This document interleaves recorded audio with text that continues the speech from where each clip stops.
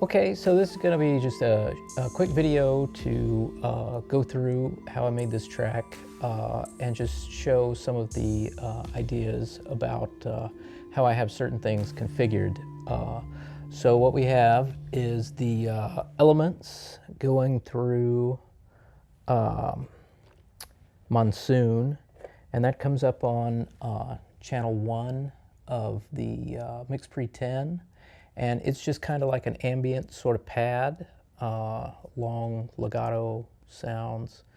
And then the next voice on channel 2 is the plots, and plots just goes straight in.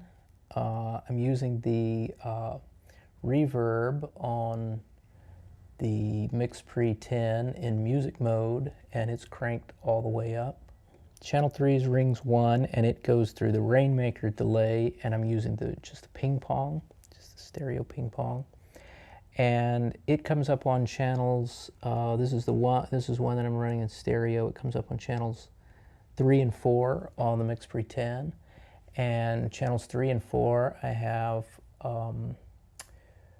linked together. So you see here I'm using the Korg Nano control for the mixer for the faders and for the solo in place, the mute and record button, and the gain and pan on the MIXPRE 10, and it's linked via just USB. So when you pair the stereo channels here, you just have one channel that you have to control. So fader 3 and the controls for track 3 are controlling the RAINMAKER. And after that, on channel 5, we have the PLONK, and PLONK goes straight in with a lot of reverb as well. And then channel 6 is the second rings, and that goes straight in also. So what I really wanted to talk about was the way that I have these clocked. I have 2 separate clocks. Should also say that channels 7 and 8 are the percussion and a couple of synth voices from the Korg Electribe in stereo. So I have 7 and 8 also linked together here. And so the idea behind the track was to have a kind of ambient track that had sparse percussion.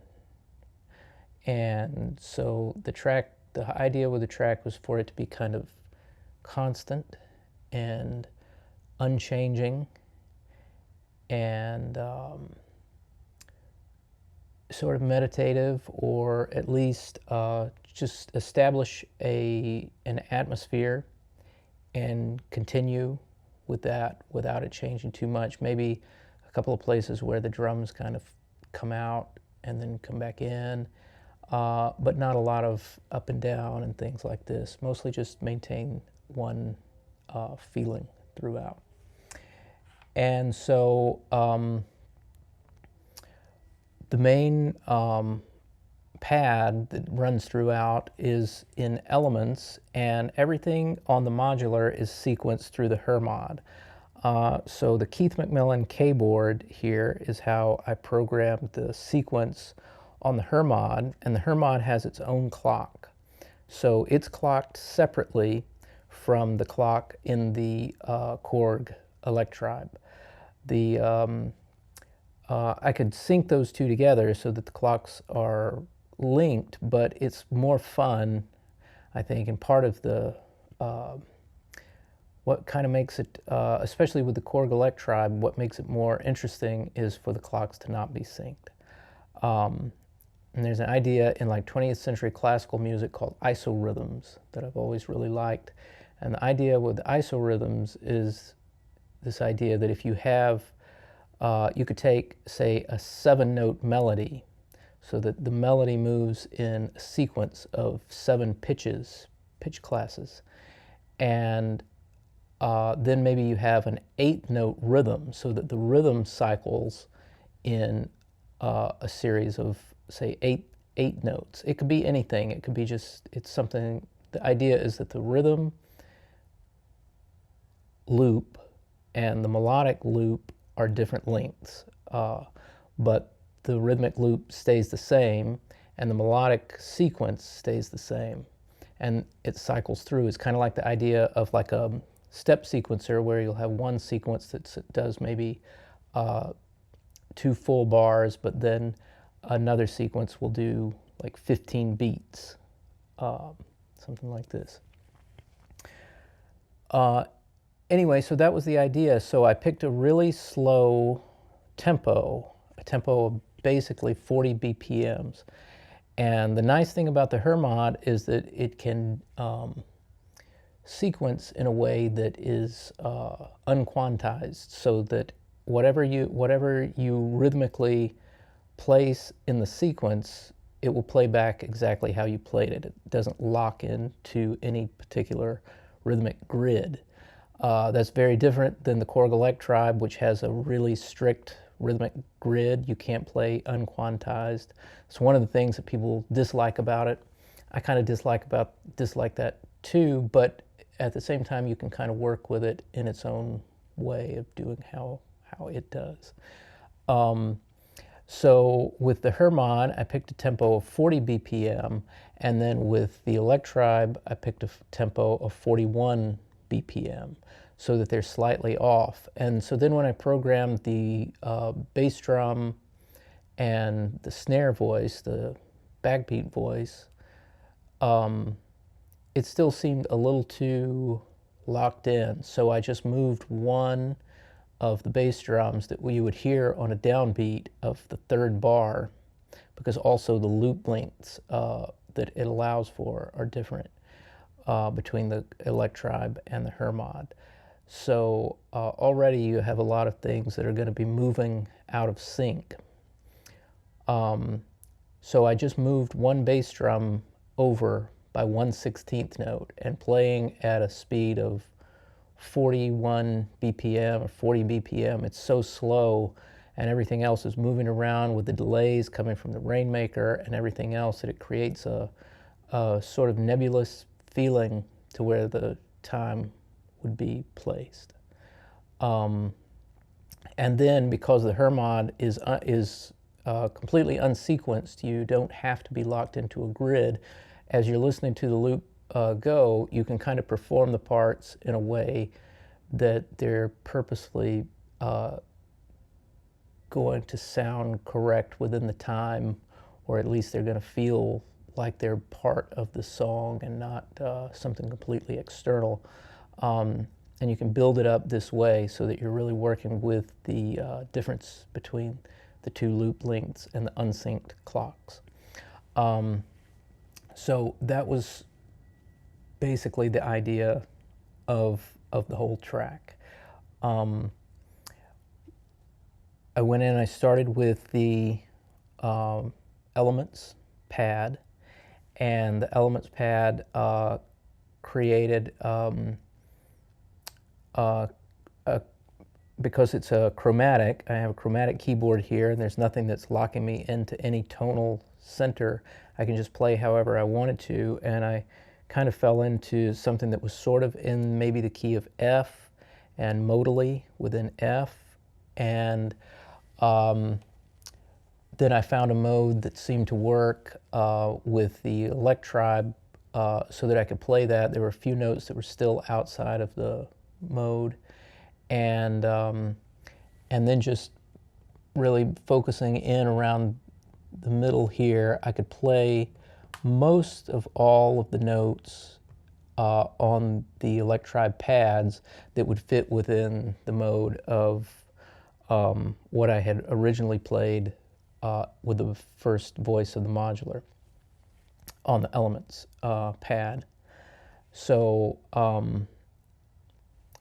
if that hadn't worked, what I could have done was just put the Electribe into chromatic mode, and then I have all the notes available. But then the problem with that is that it's not really a keyboard layout, so it's hard for me to visualize how the pitches work because it's not a keyboard, it's just those pads.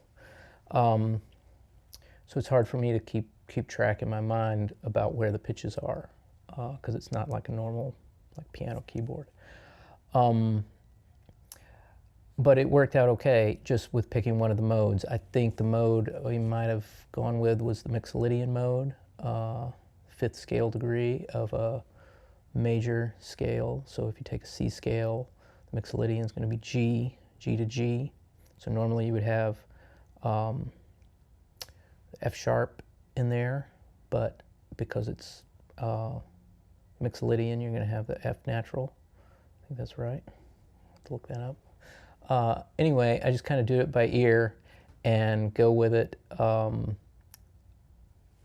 so the other thing is just how the rest of this is routed through the MIXPRE. I really like using the MIXPRE like this because you can take the rig someplace else and you don't have to have the computer there and go through all of this and set up a session and decide what it's going to be. Within the session, you can just kind of record it into the MIXPRE, and the way that I recorded the final mix, because when you record the ISO tracks this way, I'm in music mode, but you don't get the reverb and you don't get the fader moves. But this comes out the stereo mix. But so the easy way that I had the stereo mix worked out was just to come from the secondary output, X1 output, into this little Sony recorder here and just record it that way. And I could have gone in here and changed up all of my routing, but I have that set for other things. So this is a quick way to just be able to print the stereo mix, keep the individual stems or ISO tracks separate. I brought those into Nuendo. I can use those for other things later, bring them into a sequencer, or build something else off of it, chop those up, or if I had felt like the mix wasn't good enough from just the basic 2 mix that I had going from right out of the mixer into the recorder, then I could have gone back in and tweaked the mix a little bit, but I didn't really need to do that. I could just do that in a mastering chain. So we're just going to go through how I have it here in Nuendo and what I did here just for some rough mastering at the end to kind of get it up to the level and then even out some of the voices that once it's pushed into the limiters and things start to get a little out of the mix.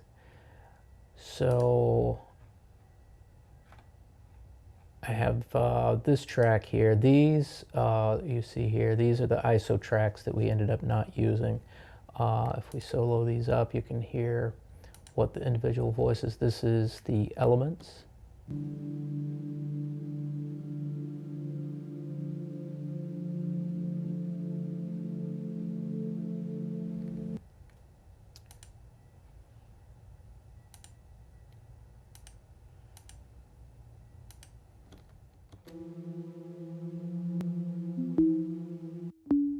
This is the plots.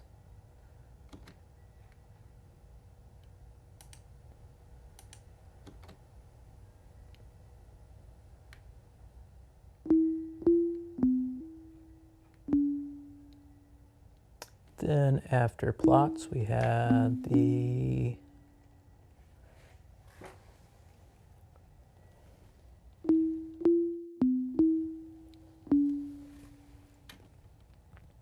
that's plots, and then on tracks 3 and 4 stereo, we have the RAINMAKER.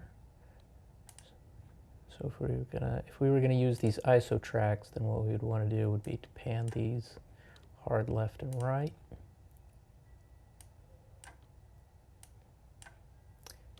Hear this.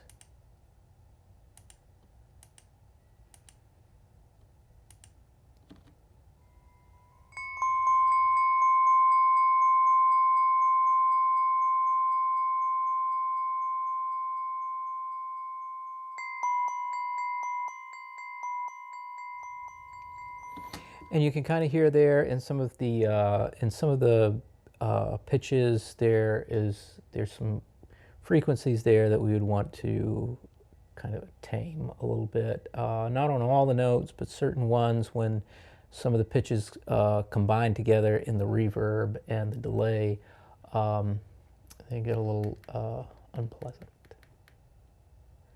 But that's how we would do that.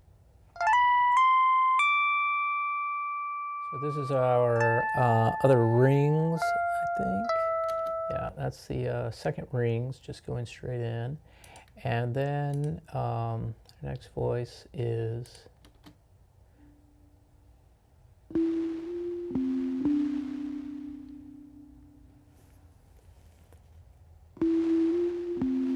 the plonk. And on the plonk, we're using the overtone algorithm, which has got some nice noise built in, and in the mid register is really nice this way. And so then on tracks 7 and 8, again, these would be panned left and right if we were going to use these. This is tracks 7 and 8, the left and right mix of the Electribe, so we can hear what's going on here. You can hear there's a couple of synth voices, a sine wave that we put some pitch mod with a very slow LFO and very shallow depth of the LFO affecting the pitch modulation.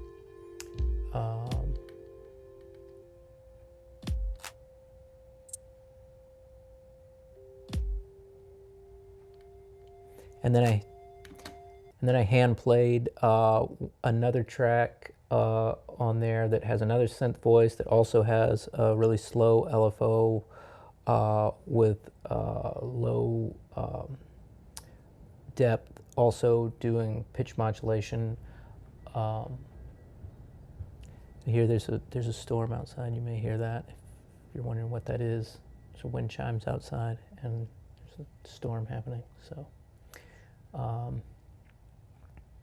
But so this is how I would have it so far as the ISO tracks, and we could do it this way.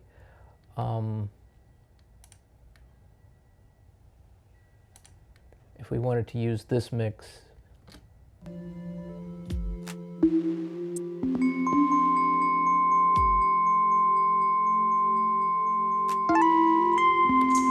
so that's how you can tell that for example, the RAINMAKER voice is a little high in the mix. And also there's no reverb. You don't have the reverb, the very nice reverb that's built into the MIXPRE when you use the music algorithm, or the music mode, so that you're not recording polyphonic wave files, but individual wave files, mono wave files.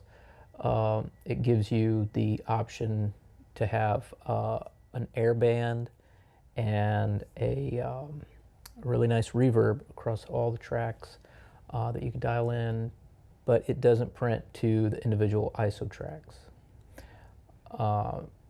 So what we ended up doing instead of all this is just using the stereo mix straight out of the MIXPRE with our live mix that we did on the Korg Nano Control Studio, and just went with that, and it sounds like this.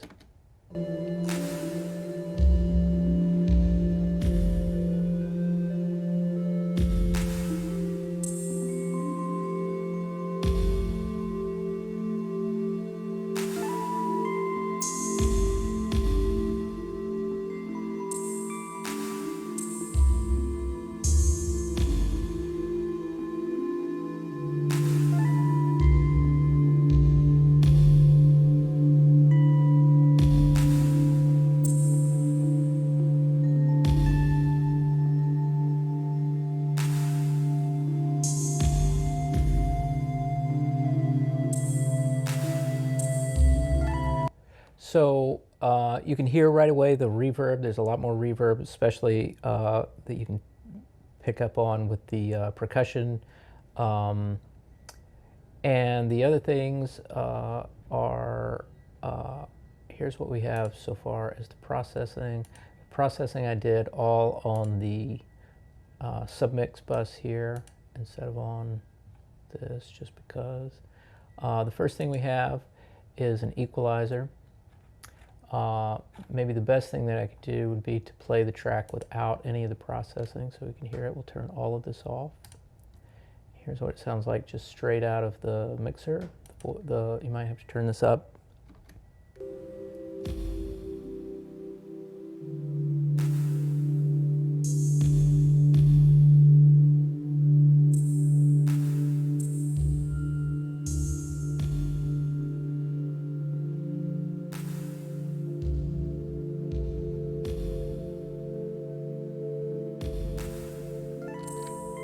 So you can hear right away this big waveform here that tends to open up, especially in the left channel.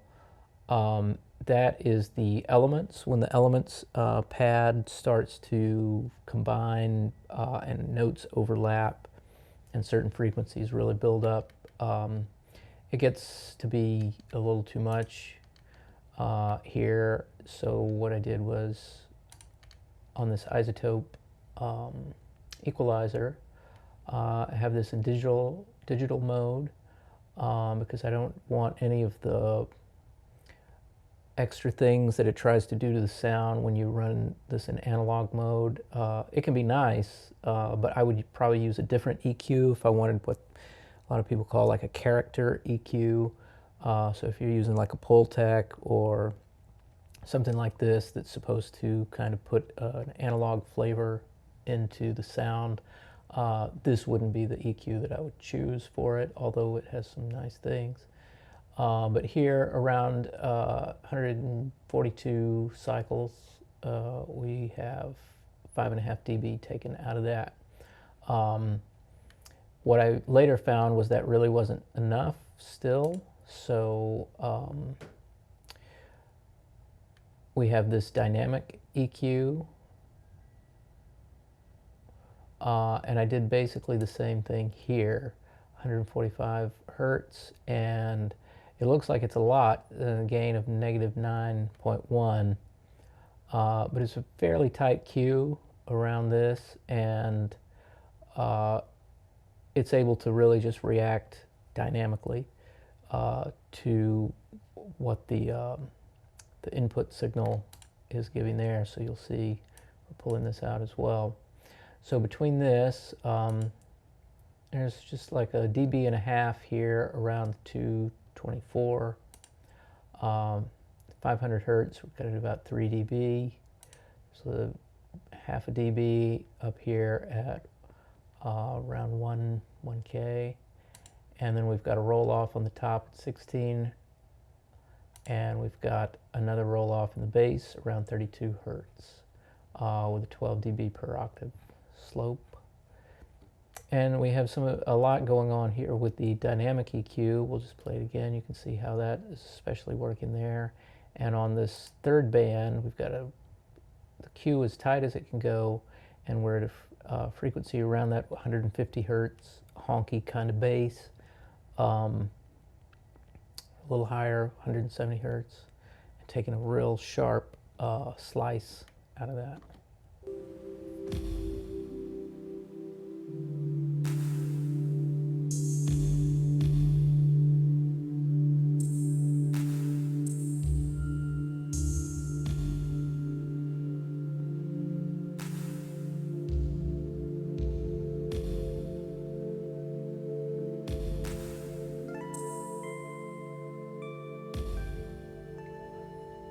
So that's how that goes. And then the next thing that I added in was the Kramer master tape. And I like to put the Kramer tape, try to put the Kramer tape in early. Sometimes I'll put it as the very first thing because it kind of simulates how, if you have a real tape, if you're really recording to tape, it's going to be the first thing that the recorded signal is going to interface with.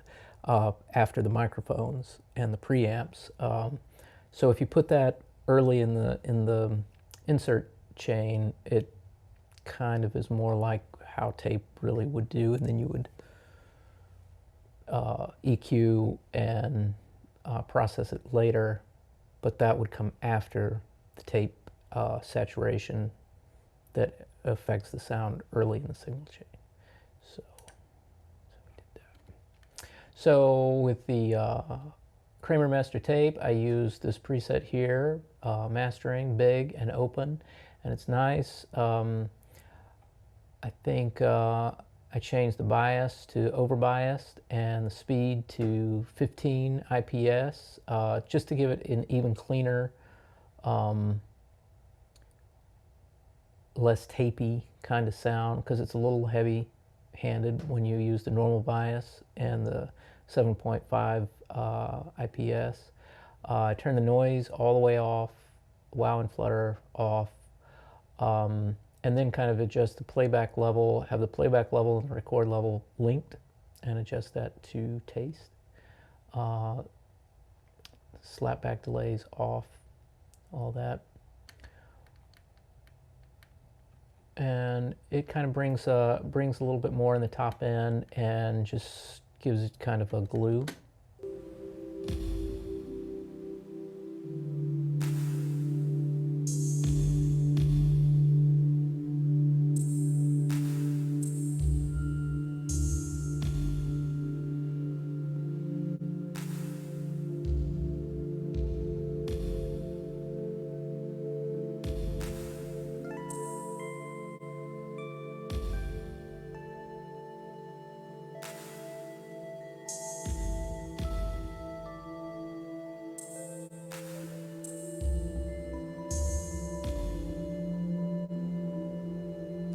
It's pretty subtle, but you can definitely hear what it's doing there. Kind of opening up the top end and just making everything sound a little more cohesive and smoothed out.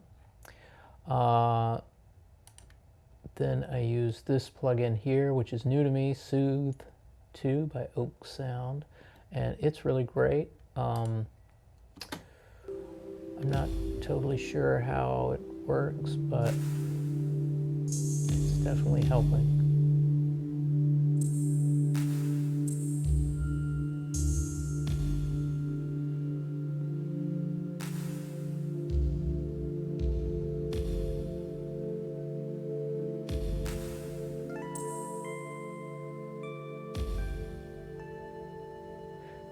So if you look over here at our meters and our peak and our RMS, it's pretty low. It's recorded at a very conservative kind of level because there's really no reason not to. We can gain it up however much we want later and not really have any artifacts or any problems like that so far as the noise floor, things like this. So the next thing that we have in the chain is a compressor, and it's bringing in a lot. There's a big. This is the alpha compressor from Brainworks, and I use this preset here to start upward leveling, and it might be in this particular instance. Normally with this preset, it's got a lot of gain. It's got like 6 dB of gain, which is usually way too much. But it could be that I just changed the threshold here. Let's see what this is bringing.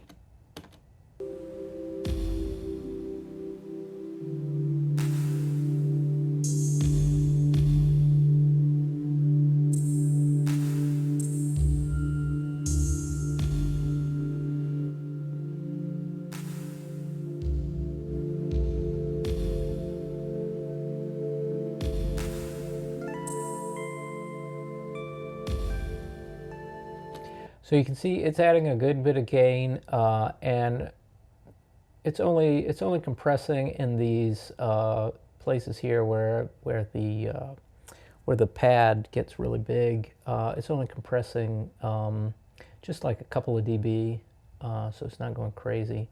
You can see here.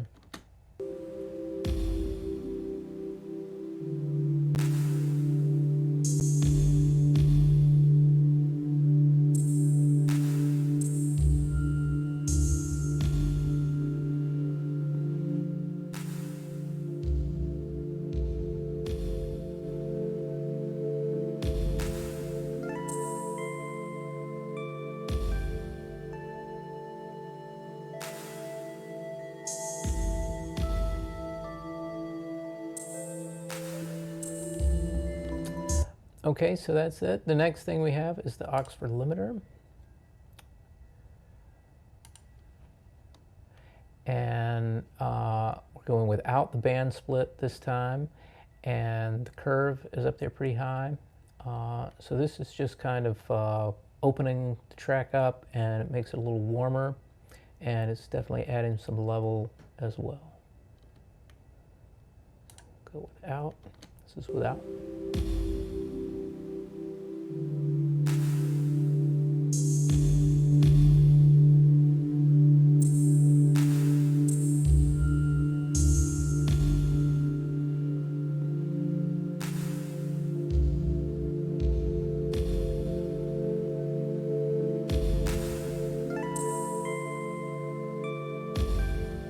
So that's the Oxford inflator. And then the next thing that we have is this max bass. And that was just to kind of add a little bit more of the low end in the bass drum and that bottom half of the elements pad. Mostly in the bass drum. And I have it dialed pretty far back. So far as how much the max bass is contributing to the overall bass. You see here, this is the original bass signal. I have that untouched. And then the max bass, we're just adding in a little here between 32 and up above around 300 or so. So here's what we have.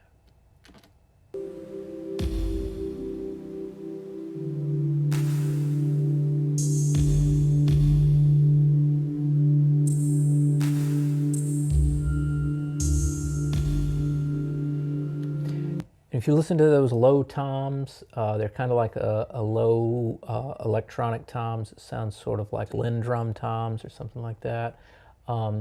It's sort of acting as like a bass line. If you listen to that, you can hear what the max bass is doing. And we'll solo just the max bass part.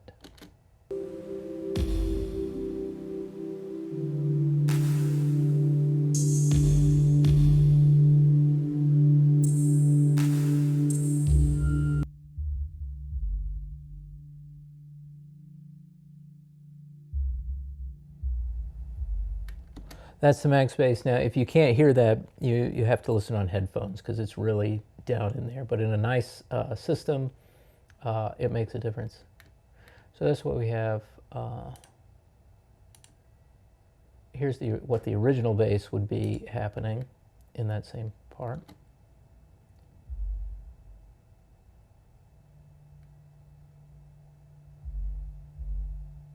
And then the max bass.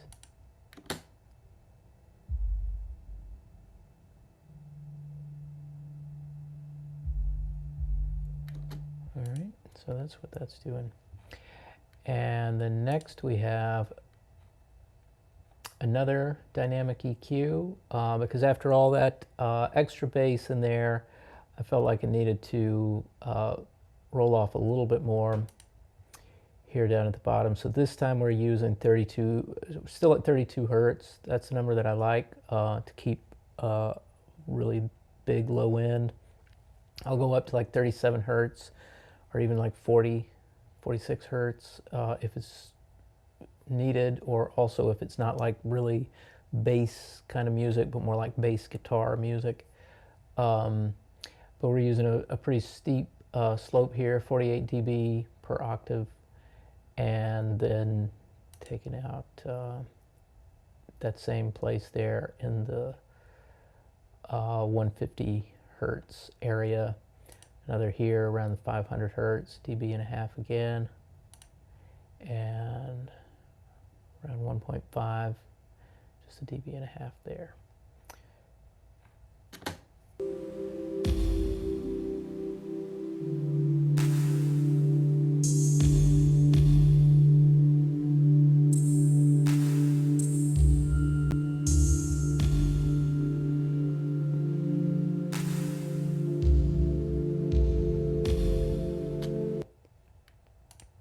Okay, so the last thing is the final limiter, which we're using the ozone maximizer. And you see here the way that I have this set, it's going to be, I'm using this IRC4 mode in the modern algorithm. All of these different, it's my understanding that these different modes here represent or are analogous to different types of limiters, hardware limiters, I think. I could be wrong, but I think that's what's going on. And I can't remember what they mean, like which one is like, oh, that's going to be this kind of limiter, that kind of limiter. But I like this one here, IRC4 in the modern, pretty much for everything. I've gotten to where that's the one I've settled on. And then we have 3.5 dB threshold here, so not too much, and then a ceiling of 1.5. So what I like to do is to bring the ceiling down to the same level as the threshold to level match. So this way we won't be adding any level, we'll just be able to hear what the limiter is doing to the sound. So let's start with the bypass.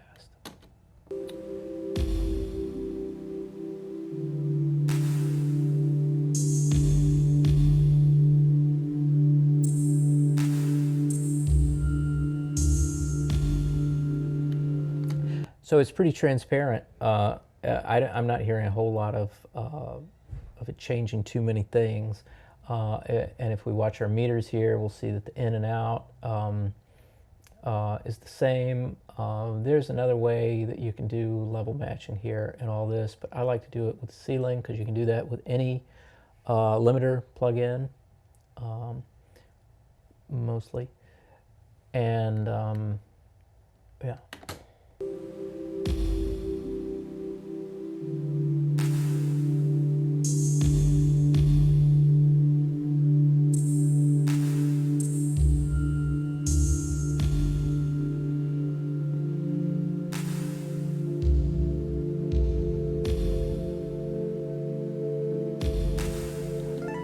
Okay, and so where we had our ceiling set, I found that for most things, like going to YouTube, a good ceiling is minus 1.5 dB. That seems to, a lot of platforms seem to be okay with that. Apple Music, for example, which is sometimes finicky about their levels. The minus 1.5, back when Instagram, if you uploaded from iOS, it would upload not in true stereo, but like dual mono. Then I really needed a ceiling of like -2 to not clip. I think maybe it's different now, but I still use the -2 for Instagram and things like that. And then minus 1.5 seems to be good for YouTube, for music. For YouTube, if you're doing dialogue or something like that, something else, I think maybe you would want a lower ceiling.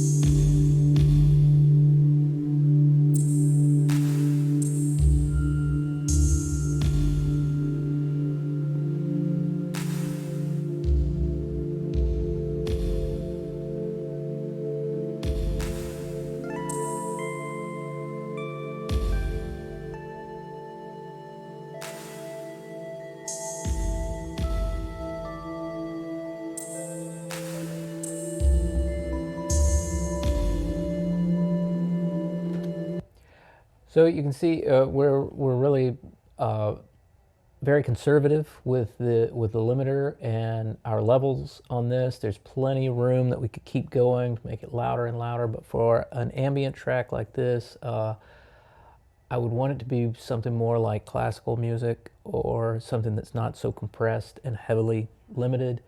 And it's not the kind of thing that you really listen to like super loud anyway. So that, yeah, that's it. And it seems like all of these plugins are just doing, they're just doing a little, but the difference in the level, if we take everything out,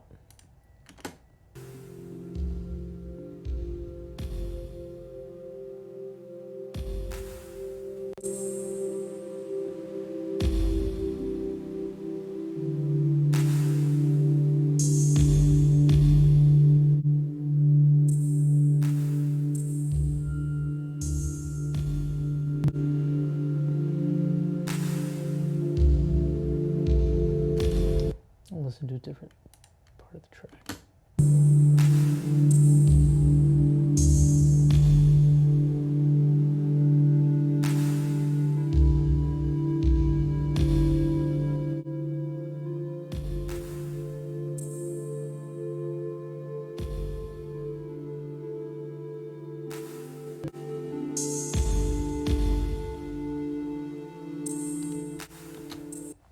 Okay, I think that about does it for this track. If you have any questions, put it in the comments below and I'll answer.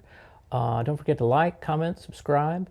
And if you found this content useful, consider joining me over at my Patreon. Your support there is most appreciated and it helps me to continue making this kind of content. As always, thanks for listening and have a great day.